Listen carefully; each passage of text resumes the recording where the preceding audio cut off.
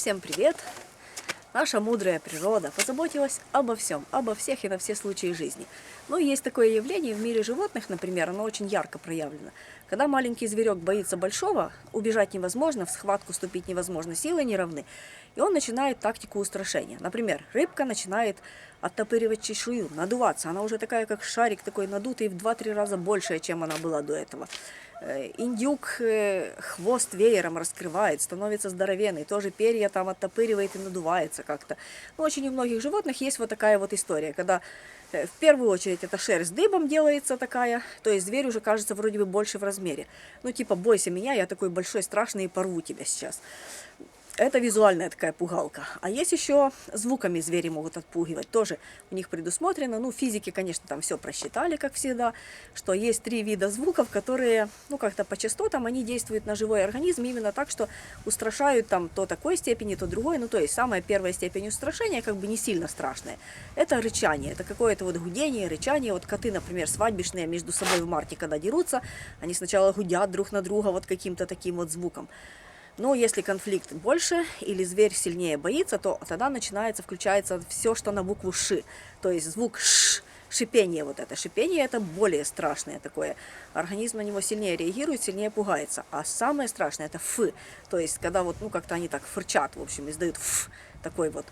Это звуковые такие вещи. Вот у человека, кстати, тоже есть такая способность, ну, не гудеть, конечно, не рычать, и не шипеть, не фырчать, но все равно отпугивать звуками. То есть, если я чего-то боюсь, я маленький, а вокруг все большие, то я буду их отпугивать звуками. Как это происходит? В сознательном состоянии, когда человек бодрствующий, не спящий, ну, там всякие истории есть разные, он это не применяет, конечно. Вот когда человек засыпает, отключился, все, батарейка села, человек отключился, он как бы в бессознательном состоянии во время сна. А он боится, вот, если у него есть установка, этот мир опасен, опасности на каждом шагу подстерегает, нужно все контролировать, этот мир. И вообще, чтобы ко мне даже не приблизилась никакая возможная опасность, никакой носитель опасности. Что нужно сделать? Его нужно тогда просто отпугнуть. И вот человек тогда издает храп. Ну, то есть как-то подсознательно так получается, что именно вот эти храпящие звуки, они не требуют сознательного включения. То есть, чтобы сказать «ши» или «фы» там, или еще что-то, это обычно делается в сознательном состоянии, там напрягаются определенные мышцы. Мурик. Ну и вот получается у человека, то как-то складываются там эти в гармошку, эти мышцы, какие там нужны в верхних дыхательных путях, получается такое храпение. Ну и вот есть, конечно, медицина предлагает какие-то там капли, спреи, пшикалки, прищепки, магниты, клипсы, там что-то на разные места, причиндалы. Но обычно это дает или очень маленький эффект, кратковременный, или вообще никакого эффекта. Ну и вылечиться от храпа с помощью этого, я не знаю, не представляю, или есть люди вообще на Земле, которые от этого вылечились. Потому что в моей практике я нигде не встречала ни одного человека, который сказал бы, что он избавился от храпа с помощью таких вещей. Ну, может, есть такие счастливчики. И то, скорее всего, что тут задействован эффект плацебо даже, может быть. Ну, конечно, мы не рассматриваем историю, когда там что-то хирургическое, надо там пластику неба делать или еще чего-то, мало ли, всякие истории бывают. А когда все здорово, но человек храпит, вот тогда это именно причина психологическая, то есть психосоматическая. То есть у человека глубинная программа – это то, что мир опасен. И нужно всегда держать все на контроле. Надо быть начеку, надо всегда подстелить вовремя соломки, быть готовым к этому. И человек контролирует этот мир. То есть храпят, можно сказать так, люди, которые по природе свои контролеры. Но это не тот контролер, который вот такой диктатор, деспот, который рявкает, гавкает на всех и проверяет, чтобы все было как надо. Нет, это может быть человек очень тихий такой, скромный, вообще незаметный. Но внутри него есть вот эта вот сама программа, что нужно всю эту жизнь контролировать, потому что вокруг опасности. И вот такой человек, когда он засыпает, он же не может контролировать сознательно. Ну и поэтому, а страх остается. И что делать в таком случае? Тогда человек просто будет отпугивать вот этим вот храпом.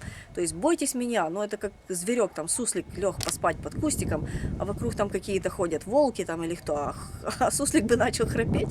Типа вот я не суслик на самом деле, я вот такой рычащий тигр, слушайте сюда все. Это звук тигра спящего, а не суслика. Ну и типа, что не приближайтесь ко мне. Ну то есть подсознательно вот работает такая штука, чтобы ничего такое опасное не приблизилось ко мне, то я буду вот такой звук издавать, грохочущий. И побойтесь меня, я страшный. Ну, а бойтесь меня, то есть как бы это агрессия.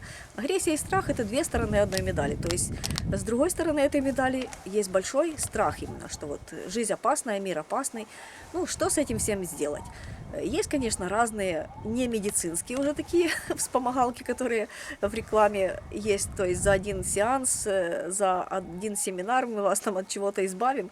Но не работает это. Нереально человеку избавиться за один сеанс, у какого бы ни было целителя крутого. Временно можно, там, не знаю, иголки там вколоть куда-нибудь, вот эти, ну, как китайская такая акупунктура, что-то там облегчиться, но только временно. Чтобы избавиться от самой причины, нужно работать с этим. То есть глубинная причина – это программа «Я контролер, потому что этот мир опасен», то есть во мне есть страх жизни, я боюсь этого, то с этим же нужно и вести наблюдение. То есть бороться с этим не нужно. Борьба, она наоборот еще больше подливает масло в огонь, поэтому нужно просто наблюдать, вот где я именно боюсь, где я пытаюсь проконтролировать этот мир.